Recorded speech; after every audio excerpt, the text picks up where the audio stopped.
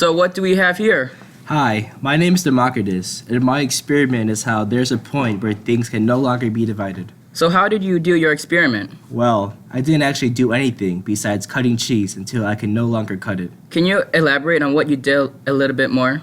I simply made a judgment by observing the cheese. I thought, how small can you get to where you can't divide it anymore?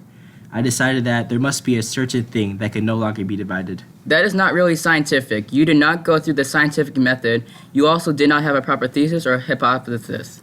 Well, a scientific theory didn't exist in ancient Greece. Plus, this wasn't really considered scientific. It was more of a philosophical stance where... Well, are we in ancient Greece? This is a middle school science fair, not a history reenactment. Well, I was doing the best I could for the things I was given. Do you think you could do an experiment with nothing but your mind and a block of cheese? You didn't even have a poster board. You just have a block of cheese. I do not care. I'm moving on. Told you guys this guy was an idiot.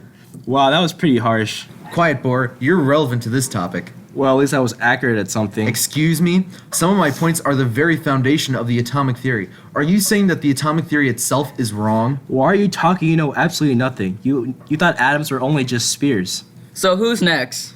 Hi, my name is Dalton, and I came up with the atomic theory. How did you come up with this theory, and what is in this atomic theory? Use the laws of conservation of mass and definite proportions to form my theory. I have four main concepts. 1. All matter is composed of individual particles called atoms. 2. All atoms of given element are identical, and atoms of different elements have different properties. 3. Chemical reactions involve the combination of atoms instead of destruction. 4. When elements react to form compounds, they react in defined whole number ratios. That's a lot of information you have there. You done yet? I was tracking my weather patterns and saw that solids cannot occupy the same space as each other.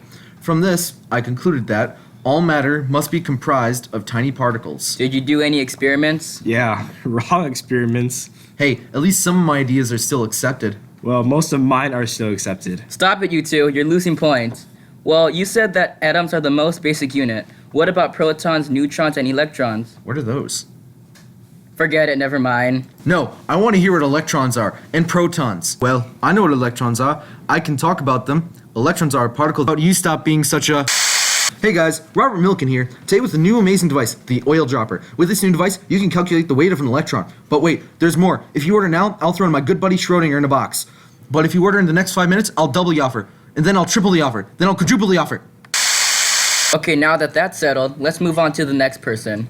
I'm J.J. Thompson, and I discovered the electron by using cathode rays. Very interesting. How did you do this? Well, when I put a positive electromagnet under the cathode ray, it bent towards the positive magnet. Therefore, I found out that they have a negative charge.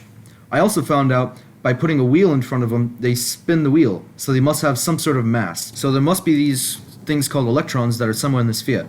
It kind of looks like a chocolate chip cookie. So what about protons and neutrons? The what now? Shut up, old man. You don't know what you're talking about. I can talk about protons. I discovered them. Okay, I heard enough. Your turn. How did you discover the proton? I'm Ernest Rutherford, and I found the proton by shooting alpha particles at a gold foil. Most of them went straight through, but some were bent and some bounced back, so I concluded that atoms also have a positive charge.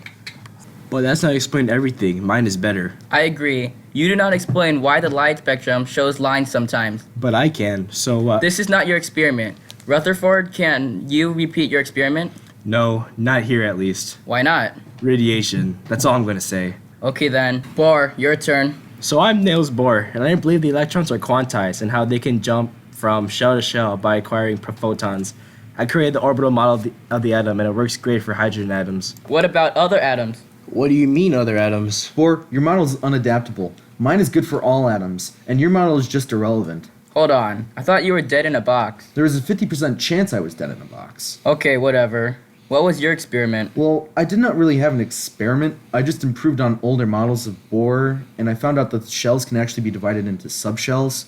My model is named the quantum model. That is pretty good. Out of all the models, I think yours is the best model, but you do not have an experiment, so... Well, I did a lot of math. Okay, and now that I've seen everyone's experiment, the winner is... The Baking Soda Volcano by Drake Fox.